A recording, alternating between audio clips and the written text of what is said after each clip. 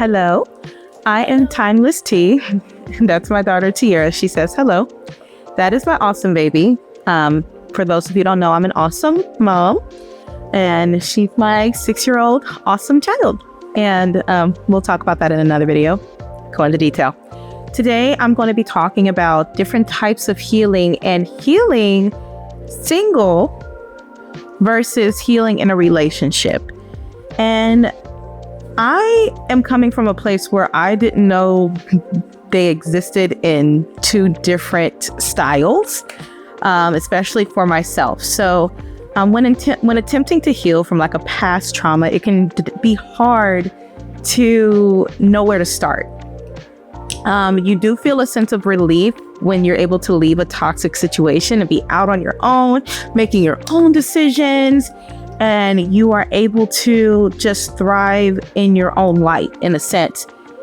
However, for some people who crave relationships, even friendships, actually goes for friendships too, who crave relationships, who crave another connection or intimate connection with another human being, it can be a little tough to then adjust to who you are now as a healed person within self and who you are when it comes to a connection with a person, especially when you're in a romantic relationship or a life partnership.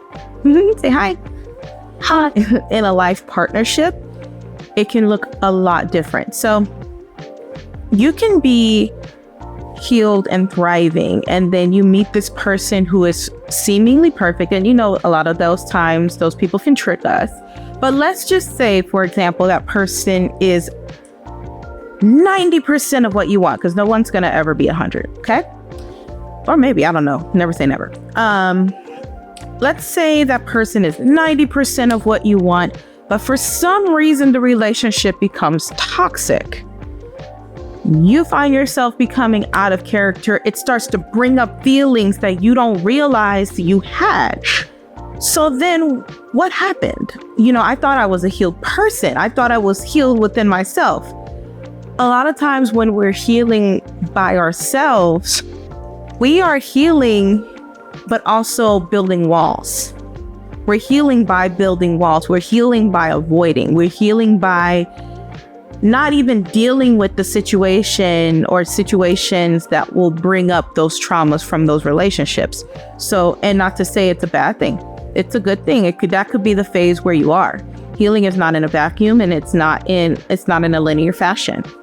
However, when you are trying to heal and then that person comes along and it becomes toxic, now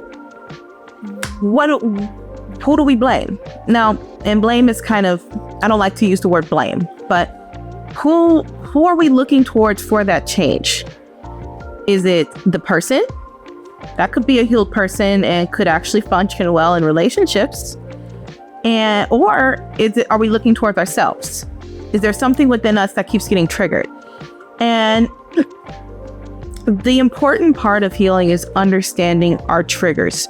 When we are with another person, that person can show us things that we were avoiding bringing up when we were in our single and independent phase. So there's a couple of things that we can do. Either we just realize we're just not ready at all. No, we're just gonna avoid. Or maybe sit and kind of talk through those triggers. Figure out, okay, this person said something to me and I am feeling very, very angry inside. I want to yell and scream. Why? The biggest part of healing, at least in my journey, is asking why. Why am I feeling this way? Why do I want to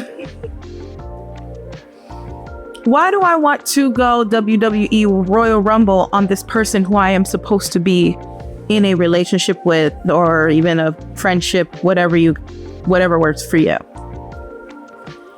And so from there, that's where another phase of healing starts. So as opposed to healing when you are avoiding the stimulus, avoiding the trigger, now you are faced with confronting the trigger. Very, very, very different phases. And it can be draining. It can drain the life out of you. It is hard. But it's something that we learn to do when we do go into that new relationship. So healing looks different for a lot of people, especially if you have parental trauma. Especially if you have parental trauma, childhood trauma, and traumas that I may not even know about, you may not even know about. It can be very difficult to work through, and it can look different. So let's say as a child, maybe you have gone through some things which made you more quiet and not able to stand up for yourself.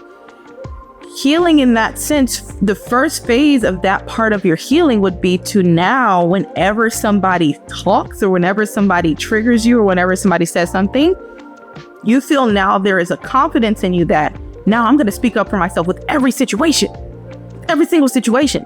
You're not going to say anything to me that no, we're going to battle every single time. And that's one phase.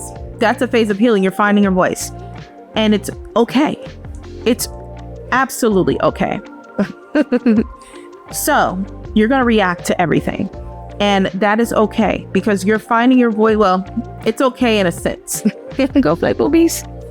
It's okay in a sense, because we do learn to pick our battles. And it is a lot more helpful to pick our battles, even though sometimes you're going to be burning inside to say something and show people who they are and from your point of view, as a nice way to say it.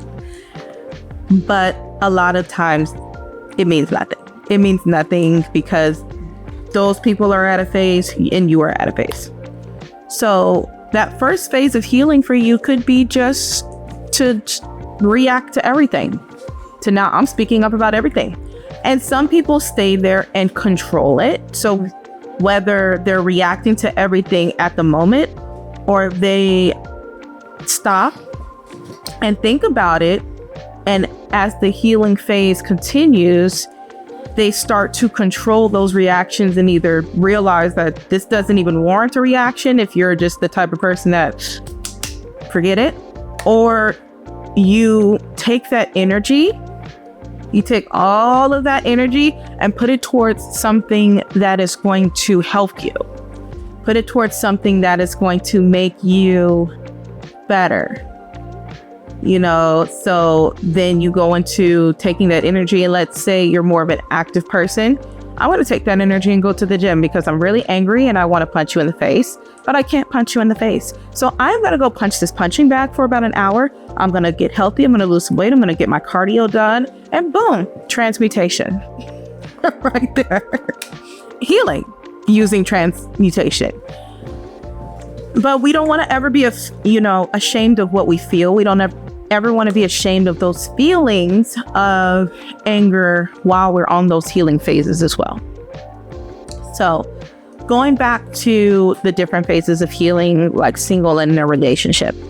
So when we are in a relationship and we are trying to work with the person, when you were single, you did not have to deal with someone's emotions, someone else's. It's hard enough to mess with your own, but you didn't have to deal with someone else's emotions. So when you have two people's emotions coming together, mingling, either conflicting, meshing, doing all of the things, it can be a lot to deal with, especially if you don't know who you are, who the healed you is while you are with another person. Okay? Could be two different people. So it's important to realize that it's not always going to be perfect. Even if you think you're healed, I thought I did this. I thought I did this. One, healing is not linear, and healing is not something that stops. It keeps going depending on, the world. what the world throws at you. You know, the world can throw something at you and then you got to heal from that. The world can throw something at you and you got to heal from that.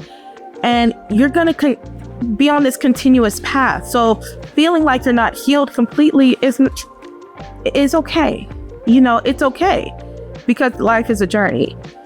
So when you're with a person and you're in this relationship, now you have to make decisions with that person. You have to make decisions keeping that person in mind. When you were used to just kind of doing things on your own, now we have to compromise. And guess what comes into play? Communication. Lots of communication. And there, with the communication, is where we start to find where the difference between healing single and healing in a relationship is. What is my communication style? I never got to understand what my communication style is while I was single, because why did I need to? It was just me. And so when you get out there again and either start dating again, I was never a huge dater, so it's not a real dating advice thing, or getting into a relationship again, you start to learn different things about yourself when there's another person involved, including that communication style. Am I the type of person who, when the other person is triggered, do I just walk away? And is that okay with that other person? There's a lot of dynamics going on. Okay, I like to walk away because I don't want to deal with it. So I'm just going to completely just separate myself from the situation. Okay, but now we have to think, instead of just avoiding like we used to, we're with another person now, in a relationship with another person. Now we have to take into account, how does it make that other person feel if we just walk away without even trying to solve the problem? Do they feel left hanging? Do they need a break too? There's a lot that goes into it. There's a lot that goes into it. There's a lot that goes into it, and we don't realize how much we are avoiding, you know, including the other person's feelings. So let's take into account what that other person feels. And then from there, it's our choice whether we change our communication style. So do we change from that avoidant walk away to compromise with the other person? Do we change it completely, which could be detrimental in itself? Do we compromise with the person, so maybe we tell them, hey, I'm gonna walk away for a second. I need to cool down because I feel myself getting angry. So I'm gonna walk away. I don't want to that's my comedian. I don't want to make any decisions or say anything that I'm going to regret. So I'm going to walk away. Walking away may be all the best for you to not hurt the other person even more than what's going on in the situation. But you also have to understand that other person has a certain communication style and a certain healing journey and certain triggers as well. So maybe if something isn't solved right away with your partner, then they may feel hurt, especially if it goes days. And I really would not recommend it go days. You know, if it's going days and you just will not talk to the person, then there's some other issues that need to be worked out. Or not, you know, depending on whatever floats your boat. You know, I'm not telling nobody how to have a relationship, because everybody's relationships look a lot different. No one's relationship is the same. Some people can thrive in chaos, which though this earth kind of needs chaos sometimes. Some people thrive with peace. Some people need a healthy balance. Whatever floats your boat. But understand that everyone's communication styles, everyone's healing journey looks a little different, you know? So be aware that your coping mechanisms when you're single may not be the same type of coping mechanisms when you are in a relationship. And what are ways to help with this? What are some ways to cope or to figure out your own coping styles? Because some people don't even realize their own coping styles because they may not be self-aware. And that's my other little one, Tamari. You say hi. Hi. So how do you figure out your own coping style? There's a lot of different ways. A lot of people aren't really self-aware, so they don't understand. Underarm? Yeah. No, ma'am. Yeah. Cotton hairs. There's a lot of different coping styles. And people sometimes aren't self-aware enough to understand those coping styles. So one thing you can do is therapy. Therapy is a good way for another person to help you realize what you are doing and how you are coping and how you are healing when you're single and in a relationship. So when people, are in a relationship and they're going through turmoil, they recommend couples therapy, but it's also good to have individual therapy as well, because again, you may not know your own coping styles from single life and independent life to relationship life. And, that may cause the turmoil. Bye, baby. Bye, I know you can. I would then be quiet, okay? Thank you. And so, a therapist is a good way for someone who maybe not be as introspective to realize the things that they're doing during their healing journey that could help them in a relationship. Y'all try to keep it together, but this is good.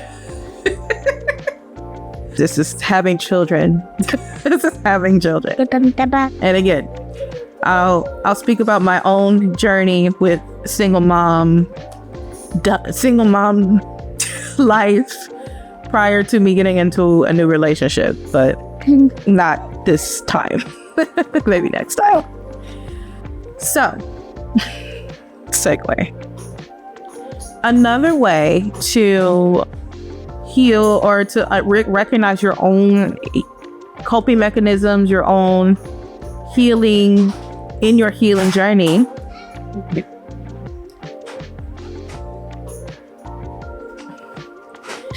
is to journal. So, I like journaling.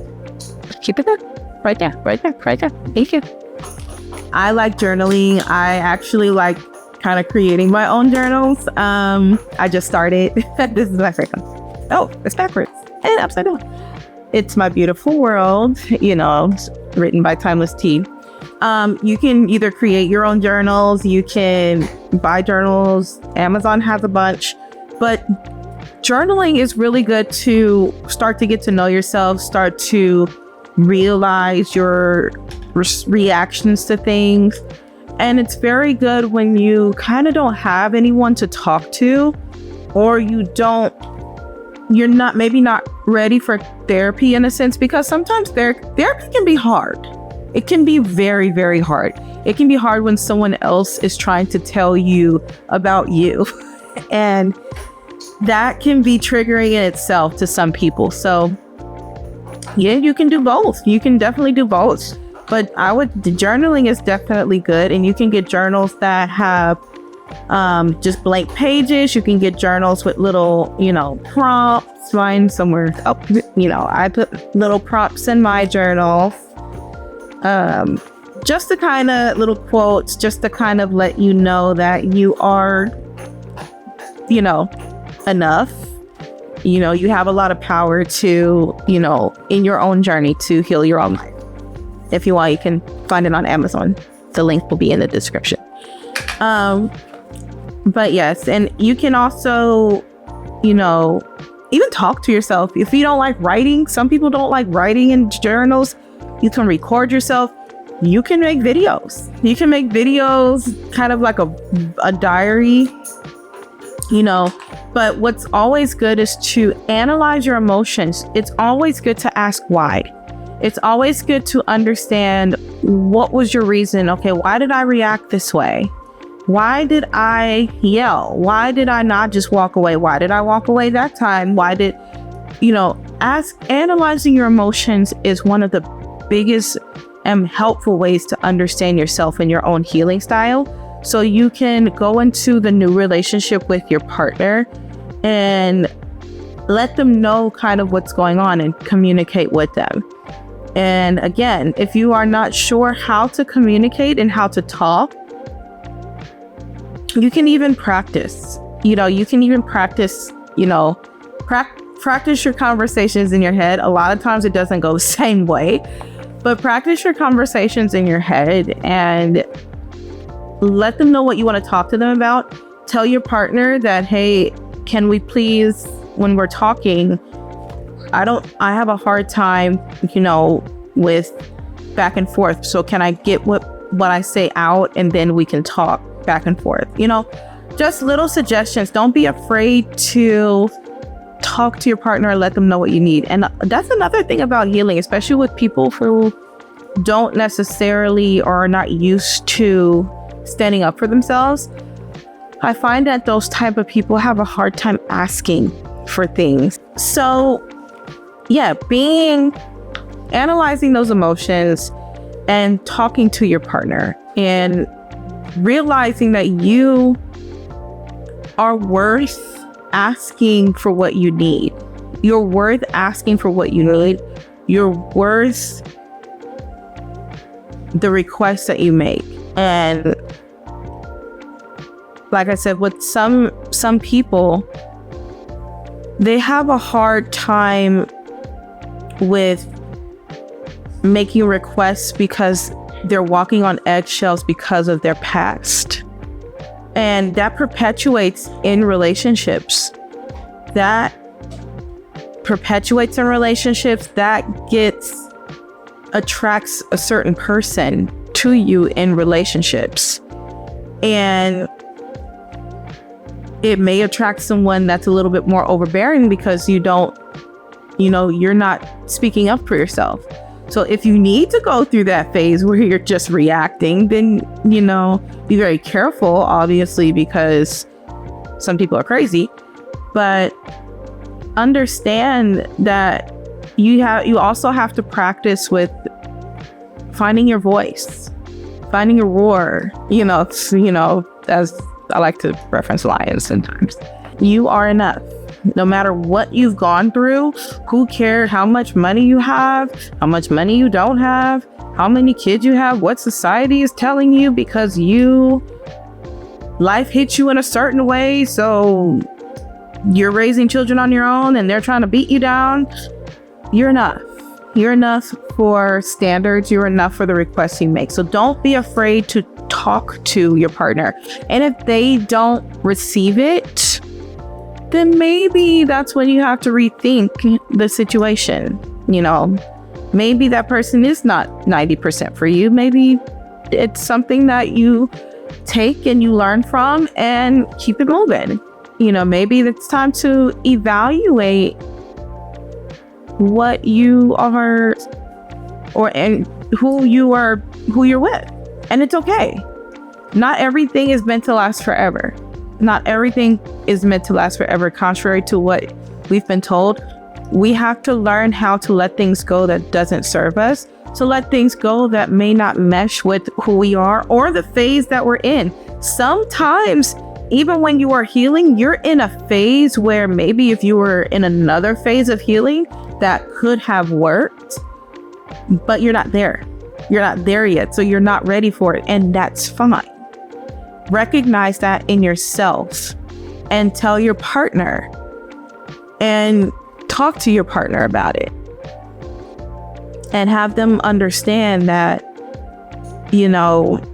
I'm not there yet. I'm not there yet. And you can either keep them around if you want as friends, or you can move on with your life and continue to be great and single.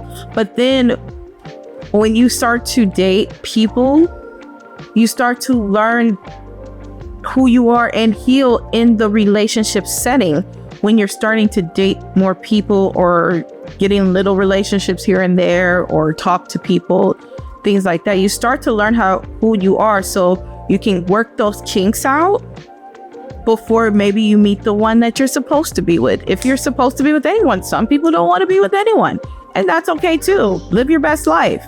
As you are on a journey to find your partner, if you're trying to find a partner, even though I'm not one to really find a partner, but you do have to be proactive when you're looking, if you are looking for someone and looking to be in a relationship, it's good to be proactive. So if you're looking for a partner and you're going through these relationships, each relationship teaches you something different about yourself and your healed self while you're in that relationship. And so you're going to be, take every situation and every relationship, don't take it as a waste of time, because it's not always a waste of time. Every relationship teaches you something about yourself, even the toxic ones. And a lot of times, and I'm going to talk about this a lot, and it's going to trigger a lot of people, but a lot of times we attract what we attract. A lot of times we attract what we attract. Not to say that, it's okay for another person to treat us a certain way, but we have to have those boundaries. Boundaries are really important when it comes to healing as well, and enforcing those boundaries. Enforcing boundaries is something that is really hard for people that may not like to speak up for themselves. The same type of person who doesn't like asking for things, they also don't like to enforce the boundaries that they have, and they always end up in these situations with narcissistic people or people that take advantage of them, because if they would have just said no when they thought to say no, it would have been done. But maybe think of why you didn't say no. Why didn't I say no? Why? My brain, okay, he asked to live with me and I didn't really want to, but why didn't I say no even though I didn't want to? Oh, I didn't want to be alone. Oh, I didn't want to lose him because maybe he would have been the one for me. Or maybe he would have been the one I wanted to start a family with. Okay, and then keep asking why. Wait, why am I in such a rush to start a family? Why am I in such a rush to get married and have children? What is causing this? What is making me rush to do all of these things? And that's where you really start to get in the bulk. So that's where you can hide. That's where either you write down those questions, so you can either ask your therapist or you can write them down in a journal and ask yourself, baby, back up. taking the spotlight. Making me blurry. So write them down in a journal and even ask yourself these questions, And even this page, you guys can't really see it, but it's not gonna, this one even says, never be afraid to want more for your life. Never be afraid to want more, and never be afraid to enforce what you want. And if that means someone leaves you, a lot of people have abandonment issues and are walking around and don't realize it. Even if you have had two parents in the home, you can walk around and have abandonment issues, even if someone didn't leave the home. You can have abandonment issues. And so a lot of people are walking around with abandonment issues that are making them have these situations that hurt them because they didn't want to be alone. So now one day you look up you're with 3 kids and you're with a person that does not even like you because you did not want to be alone and you had a hard time. And you know what? If that is your case, understand that in order for you to properly heal in a relationship, you do have to actually heal single. You have to be okay with yourself prior, because if you're not okay with yourself, you're not going to know what you want out of this life. You're not going to know what type of life you want. You're not going to know what type of partner you want. You're not going to know yourself enough to even know what you want for breakfast the next day. And so that makes you a blank canvas. And a lot of times it opens you up for your story to be written by someone that may not even care about you. They may want you for their own ulterior motive. And that's, I don't like to use these type of trigger words, but it could be dangerous to your own life. So that self-love, that self-healing is very, very, very important. It's very important to heal single, but understand that it looks different when you are in a relationship. But that first phase to heal by yourself and know yourself enough is really important for someone to not be able to come in and write your story for you. Because I guarantee you don't want someone coming in who does not have your best interest to just start doing things in your life. I know. I know. I know that very well. And, you know, as someone who has taken accountability for her own actions and her own role that she played in that, that's why I want to help you guys. Or whoever, girls, guys. I say guys sometimes, but you know, that's just the way I talk. But that's why I want to help, because I've been there. And it is very hard when you wake up one day and you're just like, wait a minute, when I was a child, this is not the life that I dreamed of. What happened? There's a lot of things that on your journey that may have gone sideways and that you may not have healed from. And it's never too late. It's never too late to start. It's never too late to start that healing journey. Whether you're healing single, whether you're healing in a relationship, healing is always happening. Healing is always happening. So I'm going to leave you guys, or leave you all with that. And let me know what you think in the comments, whatever whatever you have had trouble with. If there's something that you have had trouble with and you don't know what to say, I can be that safe space. You know, I like to help as much as possible. And, you know, put whatever in the comments that you're comfortable with, that you like. Don't forget to like. And yes, and so until next time, I am wishing you all the best in your journey, and I will see you all in the next video. And again, I'm Timeless T, and if you want to buy my specific journal, again, you don't have to. I just like to write them. I like writing books too, write a few. It's called My Beautiful World, written by Timeless T. It's on Amazon, and so the link is going to be in the comment or in the description. Okay? All right. Everyone have a good day, good night, everything in between, and kiss, kiss. And I'll see you next time.